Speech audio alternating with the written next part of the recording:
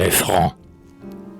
Un jour, dans l'infini, grave et silencieux, Odin, le dieu pour qui le temps n'a pas de voile, debout, comme un guerrier sur le bord d'une étoile, dans l'espace plongeait son regard soucieux.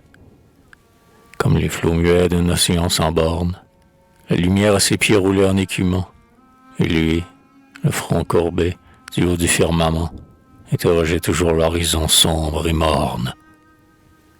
Là-bas, dans le lointain, comme un globe perdu, la terre se montrait à des millions de lieues, avec ses continents vermeils et ses mers bleues, et jetait vers le ciel un sanglot éperdu. Car près de l'océan, pareil aux flots sauvages, des guerriers se ruaient à la mort par milliers, et, tels que des orques beuglant dans les halliers, faisaient de leurs clameurs retentir les rivages. Lors, Odin, attiré par ce grand bruit de fer, se penchant lentement au-dessus de l'abîme, et pris d'une âpre joie à ce combat sublime, il regarda joyeux, avec un rire amer. Des Francs et des Romains luttaient, casques, armures, javelots, chars rompus, gisaient amoncelés. Les sables noirs fumaient, de sang rouge gonflé, et les hommes tombaient comme des moissons mûres. Les barbares chantaient. Sur des coursiers sans frein, nous combattons. Le sol se couvre de cadavres. Vautours chauves, corbeaux qui rôdaient dans les havres, venez fouiller les cœurs avec vos becs d'airain. La vie est comme un songe, et les heures sont brèves, mais nous savons braver la mort en souriant. La bataille grandit sous le ciel flamboyant. Le sol frémit du choc impétueux des glaives. Et l'ardeur du combat les grisant peu à peu, dans la mêlée horrible, ils volaient avec joie, plus prompts que des milans qui fondent sur leur proie, défiant le danger, farouche, l'œil en feu.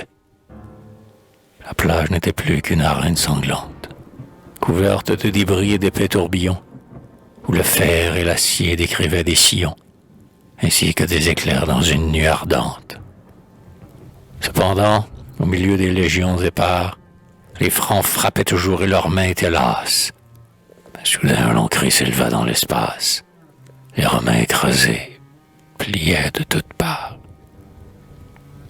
Le jour tombant mit fin à la grande tuerie. Alors, flairant le sang qui coulait par ruisseaux, maigres et hérissés, de voraces oiseaux vinrent manger les morts dans la lande fleurie. Là-bas, sur l'horizon, des chevaux éperdus, libres, les crins au vent, fuyaient à la triste plaine, et la mer caressait de sa profonde haleine les blessés qui râlaient par la douleur tordue. Cependant les vainqueurs, enivrés par leurs rêves, épuisés de fatigue et les yeux demi-clos, à côté des vaincus, au bruit lointain des flots, dormaient l'épée au flanc, étendue sur la grève. Le silence se fit. La nuit sombre arriva, et sur le champ jonché des débris du carnage, impassible et glacé en son nid de nuages, dans un brouillard de sang, la lune se leva. Alors le Dieu, du haut de son clair promontoire, jeta dans l'infini ses paroles. Ô Francs, vous qui savez braver la mort, vous serez grands. Votre nom redouté sera chargé de gloire.